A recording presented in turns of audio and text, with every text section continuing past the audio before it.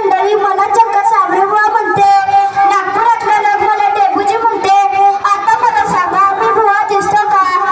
या मातीवर देहाले मी गोधड्याने पांघरतो, म्हणून कोकणातल्या बाया बापुडे मला गोधडी बाबा म्हणतात. दिवसभर आता झाडू घेऊन गावातली घाण साफ करतो आणि राज्याला माणसाच्या डोक्यातली घाण साफ करतो कीर्तनातून. घरातली, दारातली, गल्लीतली, गावातली, देशातली आणि डोक्यातली घाण साफ करून घ्यावं, कारण